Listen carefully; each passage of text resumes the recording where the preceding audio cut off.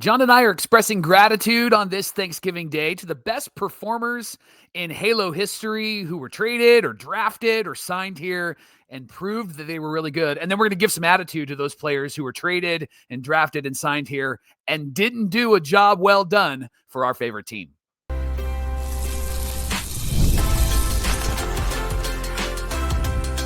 You are Locked On Angels, your daily Los Angeles Angels podcast. Part of the Locked On Podcast Network, your team every day. Go ahead and have a second helping on us. Thanks for making Locked On Angels your first listen of the day. Part of the Locked On Podcast Network, where it's your team every day and the #1 sports podcast network in all the land. Now, who deserves our gratitude in Angels history? There are some players who performed well, and we're going to celebrate those players, and we're going to share who they are. We're looking at 3 categories: those who signed as free agents, those who were drafted by the Angels, and those who the Angels traded for.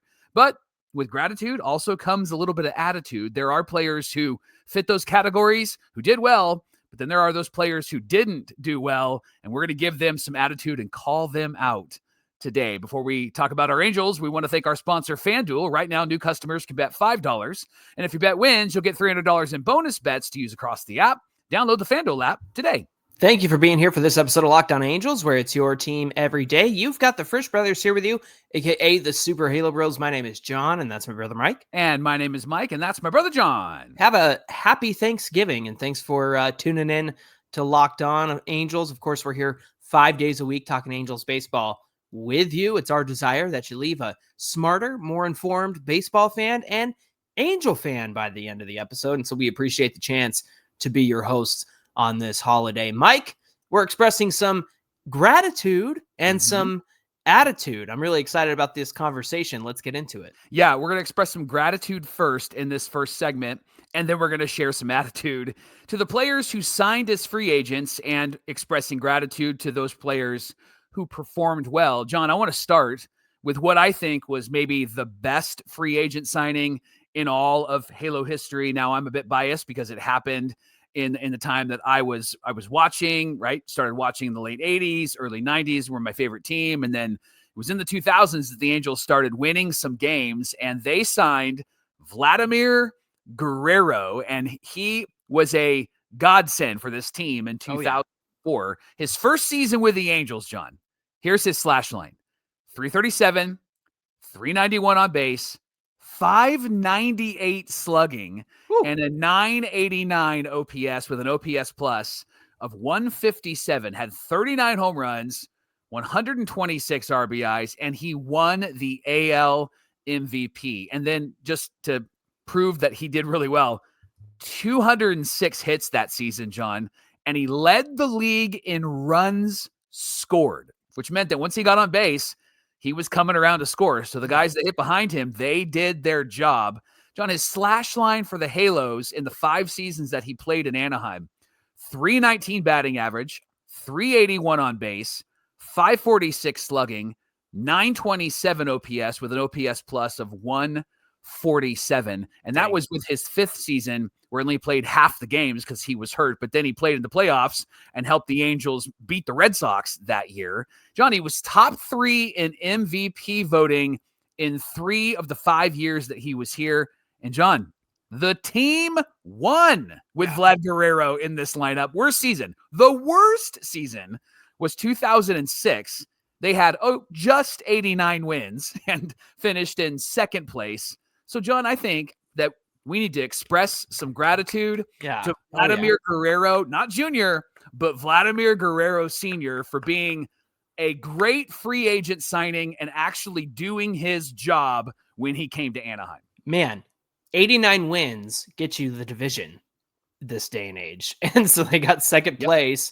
And that was before the 3rd wild card. So they would have been in that wild card. They would have been in the playoffs every single year with Vlad being there. But that year there was no 3rd wild card, but they still got 89 wins. And let me just say, and I say this all the time, but I feel like it's really important. The way you feel about a guy's 300 batting average is the way you should feel about a 400 on base and a 500 slugging. Yeah. And so for Vladdy in that first season to hit 337, that's above the 300 mark, 391 on base, that's almost 400. and then 598 in slugging when 500 is fantastic. That's just some incredible numbers right there. Hey, let me express a little gratitude for Torii Hunter, Mike. Yes. Now, we've got an interesting conversation coming up on the show about the process Torii Hunter went through during the interview and what he thinks of the team. That's coming up on our next show. But let's talk about when he first arrived with the Halos. It was 2008. He saved the Angels in center field after Gary Matthews Jr. was a bust. Yeah. And he hit 278, had a 344 on base, a 466 slugging, and an 810 OPS, and a 111 OPS plus. 21 home runs, 78 RBIs, and he won a Gold Glove. And then he was even better the year after. He hit 299, 366 on base, 464 slugging, and 819 OPS with an OPS plus of 128, 28% better than league average. He was an all-star that season and the next season. His second highest career WAR was in 2009. Yeah, and John, for fans that are new to this team, we talk about, like, why would you want to pay to bring in these big-name free agents? Well, this was the time to do it because the Angels had a really strong core, and they had young guys that they had drafted and they developed, and then they surrounded them with the superstar. They got Vlad Jr., they got Torii Hunter, they got Bartolo Colon, right? They went and got Kelvin Escobar. They got the guys to surround their starting pitching and their offense. They got the guys that were going to help lead them to help fill in the gaps, because when you got Vlad Jr. in right field, you know what that meant? It meant that Tim Salmon was going to be your DH.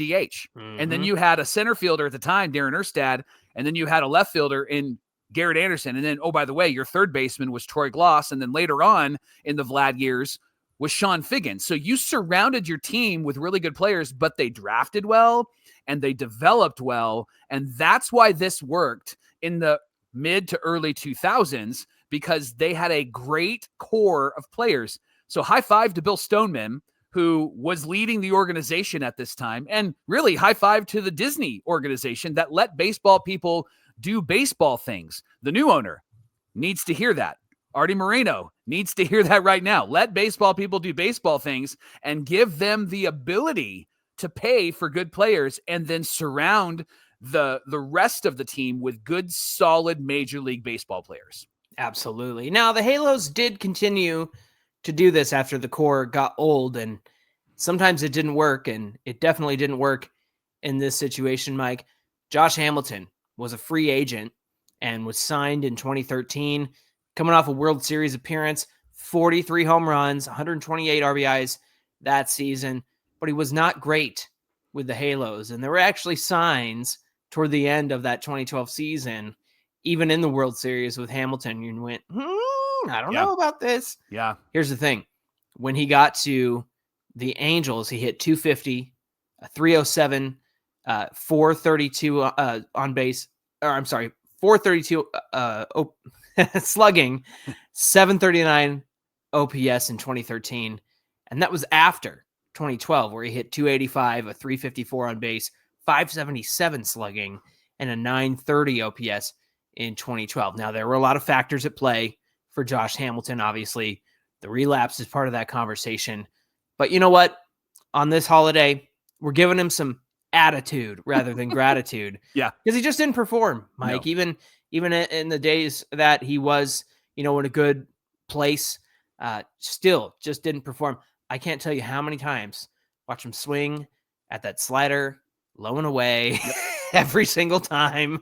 And to see the slugging percentage fall that far, look, it wasn't bad in 2013. 432 is still pretty good, but man, like from 577, that's a tremendous drop. Yeah, a lot of strikeouts for him. In fact, when I was looking at the stats, he didn't strike out 100 times in like 2 or 3 of his 4 seasons with the Rangers. And then his last season, he struck out over 100 times, and then it just was consistent all the way through in his time in Anaheim.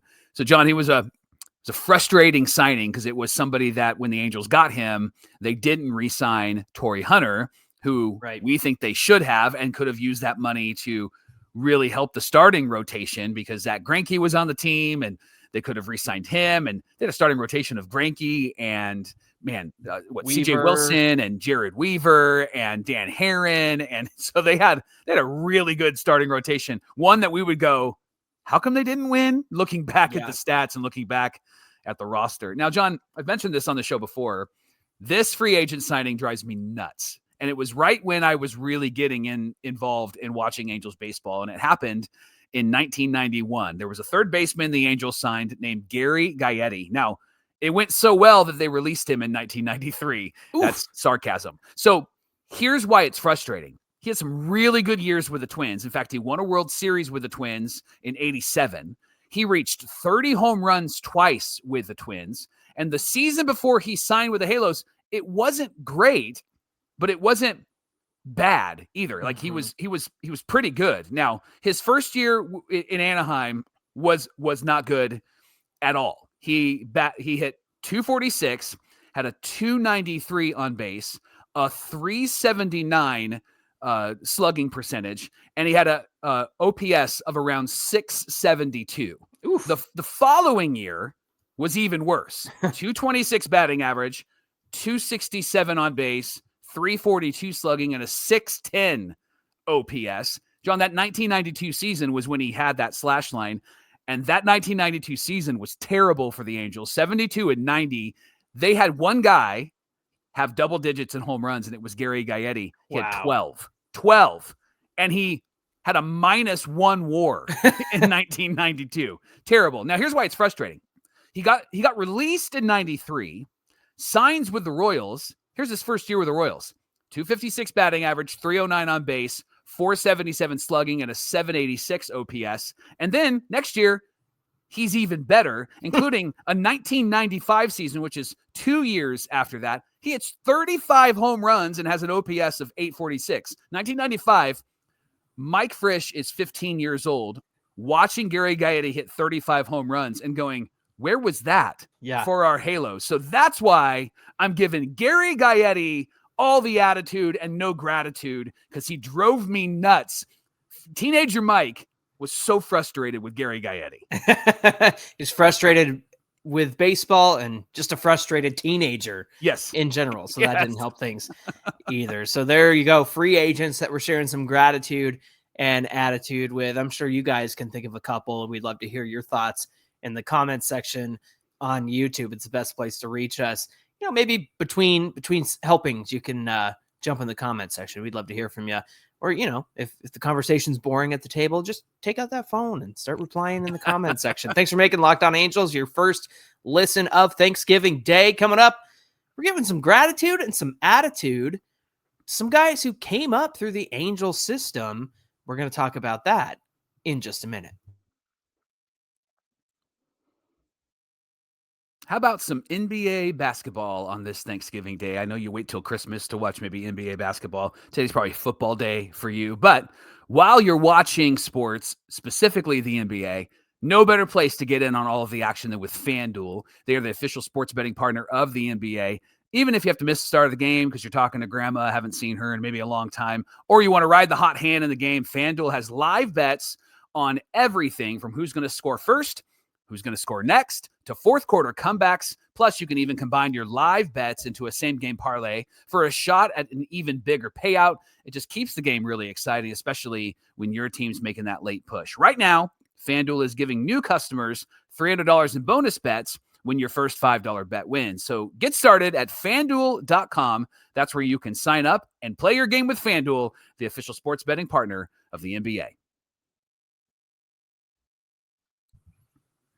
This is the Locked On Podcast Network, where it's your team every day. Thanks for making Locked On Angels your first listen of the day. And thank you for making the Locked On Podcast Network the #1 sports podcast network. We're all over the place. Every team covered every single day, including your Angels. And of course, we're talking Angels baseball with you Monday through Friday.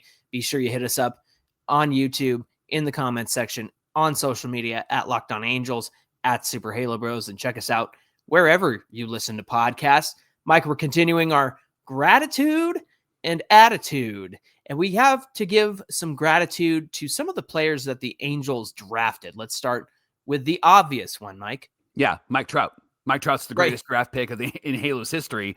The dude is a future Hall of Famer, does have 5 more years. My question before we really dive into some past players, John, is do you think that this season's going to be similar for Mike Trout, or will we see some improvement? Because remember, he played the most games he's played since 2019, didn't play a lot of games, was in the 130s, but most games he's played since 2019.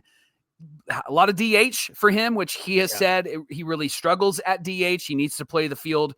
What do you think we're going to see from Mike Trout? Will he be more Mike Trout this season, or will he be what he was last year, and that's kind of the guy that he is right now? I think if he remains healthy, he's going to put up some good numbers. I think everything that went wrong with him was obviously at the plate, because that's mostly where he was. He wasn't in the outfield other than the beginning of the season, and then he got hurt.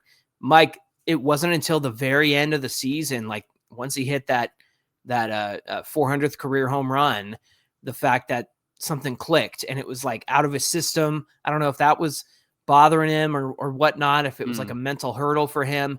But even after that, he started to look more Trout-like. So I hope that, because we saw some pretty obvious flaws and he had been working on those flaws and trying to get right with the hitting coach, Johnny Washington, and everything, just nothing seemed to work.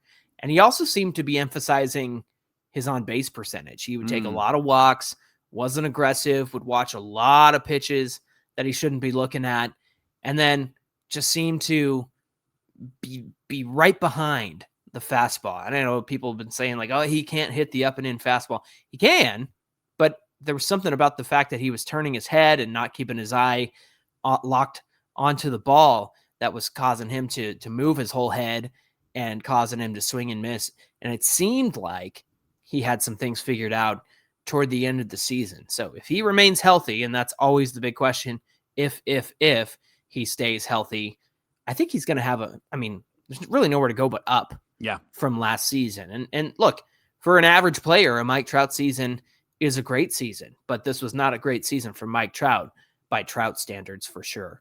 All right, we're expressing gratitude for some of those Angel draft picks that were drafted and then performed. They came up to the major leagues and they were awesome. So, John, I'm going to start with maybe the second best draft pick outside of Mike Trout, and that's Troy Glaus. Troy Glaus was an incredible third baseman, and we're always looking for a third baseman. And Troy Glaus was the guy that held it down. John, he had 320 career home runs. He had an 847 career OPS. Obviously, a World Series champion in 2002, 4-time All-Star, 2-time Silver Slug Award winner, was the World Series MVP in 2002.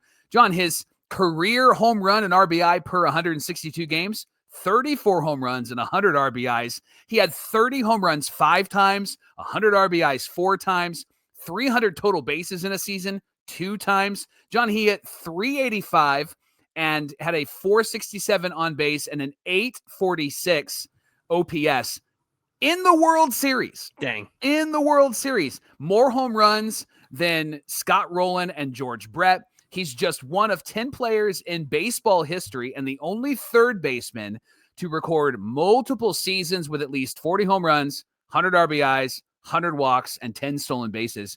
John, the other 9 players on the list include Hall of Famers Barry Bonds, Albert Pujols, and Aaron Judge. So expressing some gratitude for the Angels draftee that actually performed, and that is Troy Glaus. Love Troy Glaus. All right, I'm going to throw you for a loop here, and I am going to pick my favorite Angel of all time, and that is Jared Weaver, who came up through the Angel system. And the reason I'm bringing him up is because I want to go to the year that he didn't win the Cy Young. I think it was 2011, and he should have easily won the Cy Young. But the problem was Justin Verlander won it that year. Yeah. And it was an incredible year. So unfortunately, Jared Weaver missed out on getting that Cy Young. But Mike, just from the very beginning, from the get-go, even when he got called up, Jared Weaver became a stalwart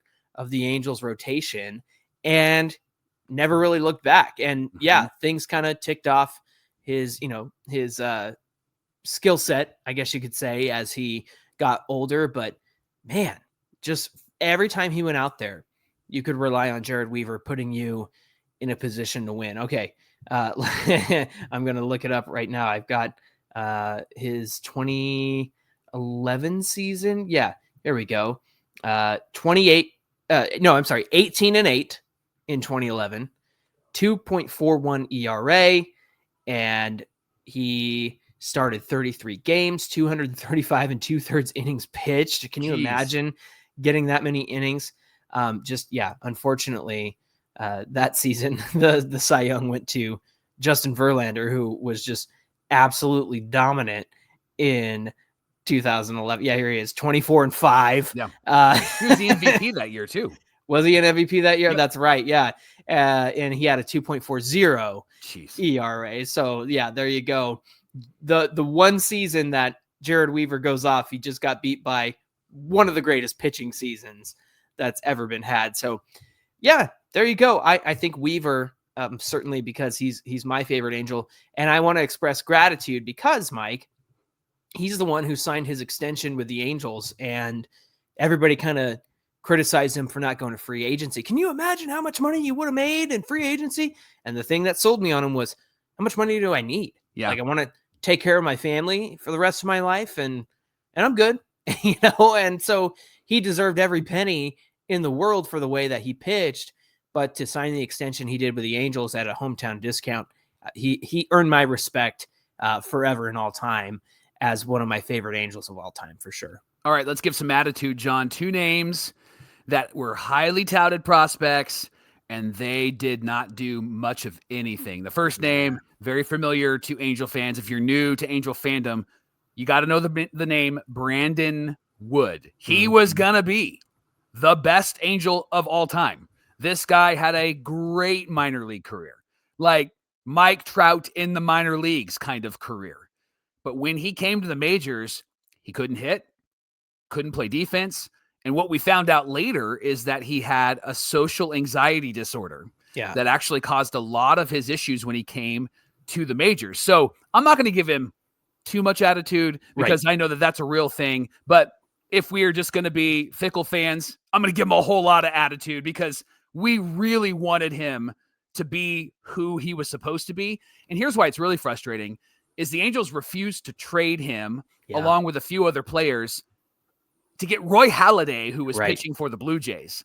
They didn't want to give up Brandon Wood. There were 2 other players, I believe, Ibar and Santana were the 2 other, Irvin Santana, and then Brandon Wood. Angels didn't want to trade Brandon Wood, and they should have. For Roy Halladay, that would have been insane. And then somebody who kind of gets roped in with the same level of prospect is Dallas McPherson, right? And so you have these prospects during the 2000s, but all he ever did was strike out, Mike. Yep. And so perfectly with this team this year. Yeah, no kidding. Can you think of any others that, who the Angels have drafted over the years that just haven't panned out and haven't really been what they were cracked up to be, after they drafted them? I'm thinking of some of those. I'm trying to think of some of those Dipoto drafts. I mean, obviously, like, you use the number 1 pick on like Matt Thaiss, right? And I think that was more of was that an Epler pick or a Jerry pick? I got to go back and look. Yeah. But either way, that's somebody that, I can't blame him because it's like, was he really number 1? Right. Well, and then to jump to the international draft or international signings, right? It's not necessarily a draft, but an international signing. Roberto Baltiquin is the guy that we get really frustrated with because Jerry Dipoto paid a bunch of money for him. And that meant that we weren't going to get somebody named Vladimir Guerrero Jr. We got Baltiquin instead. And Angel fans might be going, well, who is that? Well, exactly. That's how it panned out for the Angels. It didn't work out at all. Now, it wasn't a draft. It was an international signing, but it's similar to how the draft can work. Here we go. Los Angeles Angels, 16th round in 2016, Matt Thaiss. I forget the guy's first name, but last name's Callis. He says, my guess is that he winds up at first base. And the good news is they'll be able to maximize his potential at the plate. So, basically they're calling him the best pure hitter and that the catching was like so, but I think Matt Thaiss, his career kind of went the other direction. It was like, oh, he's a decent catcher, but the hitting just never showed up. So that's some draftees that we can think of in terms of gratitude and attitude. What say you, everydayers? Who would you like to give some gratitude and some attitude to for those who have come up through the Angel system? Tell us in the comments section on YouTube. A great gift for Christmas for your family might be getting some NFL tickets. I think your family wants some NFL tickets. Now, I know getting those tickets can be a hassle. There's queues, login screens, prices jumping at checkout. Could be super frustrating, right, Johnny? Did you get me tickets for Christmas? No. But you can, as an everydayer, you can get tickets, and that's why you should use Game Time. It's giving the advantage back to you. It's fast, easy, and backed by the Game Time guarantee. I wouldn't tell you yes or no anyway. Why would I tell you that? It's not Christmas, John. You'll always get 100% authentic tickets delivered on time. Plus, you're going to get it at the best price, and all the fees are included. So the price you see is the price you pay. Honestly, it's really fast, it's cheap, and it's less stressful. I've used it. John's used it. You should use it, especially this holiday season. Download the Game Time app today, create an account, and use our promo code LOCKEDONMLB. You're going to get $20 off your first purchase. Again, promo code LOCKEDONMLB. You're going to get $20 off your first purchase. Swipe, tap, ticket, and go. Download the Game Time app today. Mike, our final segment on this Thanksgiving holiday. Where'd you go? You disappeared. Oh, there he is. He's back. Our final segment is trades and traded players who came to the Angels. The Angels traded for that we're giving some gratitude and some attitude towards. Let me talk about somebody who I have a lot of gratitude for, and that is Andrelton Simmons. Back in 2015, the Angels traded Eric Ibar, Chris Ellis, and Sean Newcomb to the Braves for Andrelton Simmons. And remember, that filled a very big need at shortstop. The thing was with Ibar is that he was getting a little older, getting a little slower, that kind of thing. Really, the bread and butter of this trade was Sean Newcomb, the Angels' number one pick in, was it 2013 or 2014? It was fairly recent. Yeah. And obviously, Newcomb's bounced around the league, never really lived up to, the round that he was selected in. Yeah, is the way I'll say that. And the first season that Andrelton Simmons got here, he hit 281, a 324 on base, 366 slugging, and a 690 OPS. So he was hitting well for average. He was the on base, and of course didn't have a lot of power that first season, but he was a defense first shortstop, and that's really what he did to help the Angels. And then every single year after that, his offense just got better and better. In fact, in 2017, he had an OPS of 752 with 14 home runs, also had an 8 WAR, and you can thank his defense for that. And then the following year after that, he had a 292 batting average with a 754 OPS, a career high for Andrelton Simmons. Now, unfortunately, he dealt with a lot of ankle issues, a lot of injuries that kept him out at different times and different parts of the season.